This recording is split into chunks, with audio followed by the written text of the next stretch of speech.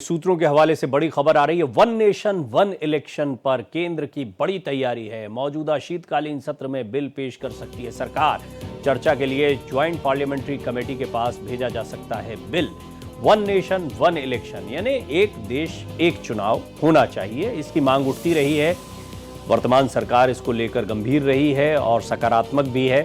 यानी अलग अलग राज्यों में हम देखते हैं कि देश जो है वो पूरा समय चुनाव में व्यस्त रहता है। एक चुनाव आता नहीं है, जाता नहीं है कि दूसरा चुनाव आ जाता है। उदाहरण के लिए लोकसभा चुनाव के बाद हरियाणा, जम्मू कश्मीर, फिर महाराष्ट्र, झारखंड और अभी इससे हम बाहर आए हैं और दिल्ली का चुनाव है। वन नेशन वन इलेक्शन में ये होगा कि लोकसभा चुनाव और सभी राज्यों के विधानसभा चुनाव के अतिरिक्त जो भी चुनाव होते हैं वो सब एक साथ करवाए जाएं। खर्चा बचता है, देश का समय बचता है। हालांकि इसको लेकर अलग अलग मत हैं, इसको लेकर एक बहस चलती रही है लंबे समय से।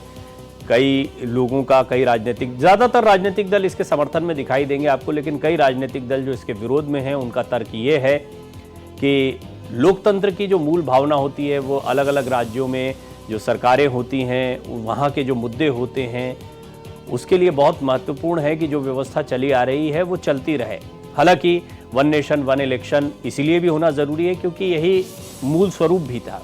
देश में शुरुआती दौर में वन नेशन वन इलेक्शन ही चलता था, लेकिन धीरे धीरे बाद में कभी मध्यावधि चुनाव, कभी किसी सरकार का गिरना, कभी पूर्ण बहुमत नहीं मिलना, ऐसी बहुत सी चीज़ें हुई जिसकी वजह से वन नेशन वन इलेक्शन जो है वो अब धीरे धीरे मल्टीपल इलेक्शंस में बदल गया। जैसा मैंने आपको बताया कि इसी साल में देखिए लोकसभा चुनाव के बाद ही एक के बाद एक हम कई चुनावों को देखते चले आ रहे हैं और उससे पहले भी हमने इसी तरह से चुनाव देखे थे।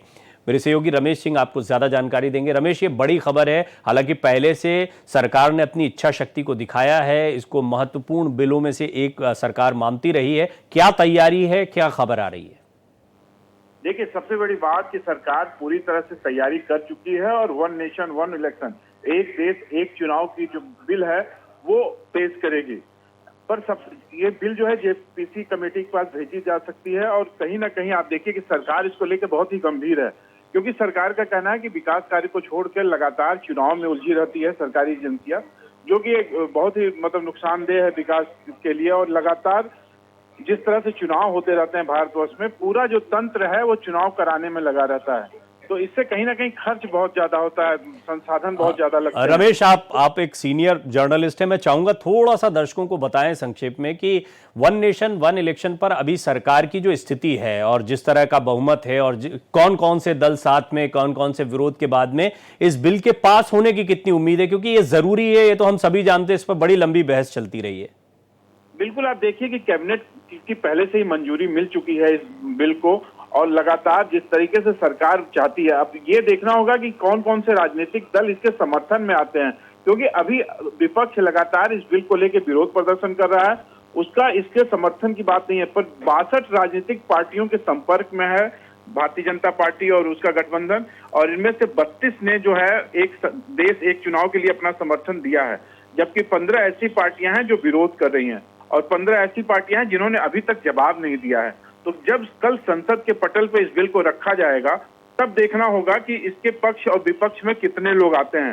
पर आपको बता दें कि 32 लोगों ने इसका समर्थन दे दिया है, 15 पार्टियां इसके विरोध में हैं और 15 ऐसी पार्टियां हैं जो अभी ना कोई समर्थन दी है ना ही विरोध किया है। उनका अभी तक जवाब सरकार के पास नहीं आया है, तो हमें देखना होगा कि कल क्या रहेगा। पर मोदी सरकार की प्राथमिकता है, उसके एजेंडे में है वन नेशन वन इलेक्शन, और वो उसे हर हाल में करे, क्योंकि आप देखिए कि लाल किले के प्राचीर से भी पीएम ने एक चुनाव एक देश की बात कही है, और जब भी प्रधानमंत्री लाल किले की प्राचीर से जो बात कहते हैं वो कहीं ना कहीं चीजें सामने आती हैं। मैं दर्शकों को ये भी बता दूं कि रामनाथ कोविंद, जो कि देश के पूर्व राष्ट्रपति हैं, उनकी अध्यक्षता में एक कमेटी बनाई गई थी। कमेटी ने जितने भी पहलू आते हैं जिस पर हम डिस्कशन करते हैं, जो मैंने आपको बताया पक्ष और विपक्ष की अलग अलग बातें हैं, उन सभी के आधार पर इसकी एक डिटेल्ड स्टडी की और उसके बाद में अपनी एक पूरी रिपोर्ट सबमिट की है और उसके आधार पर फिर यह बिल पेश किया जाएगा और इसको लेकर पूरी तैयारी है। सरकार की इच्छा शक्ति मजबूत है, यानी एक देश एक चुनाव बहुत मुमकिन है कि ये आपको सार्थक होता आने वाले समय में दिखाई दे। जहां तक पक्ष विपक्ष की खींचतान है, ये हर बिल पर होती है, इस पर भी देखने को मिलेगी। इसका अपडेट आपको देते रहेंगे। रमेश, आपका बहुत बहुत धन्यवाद जानकारियों के लिए। हम लगातार जानकारियां आपसे लेते रहेंगे।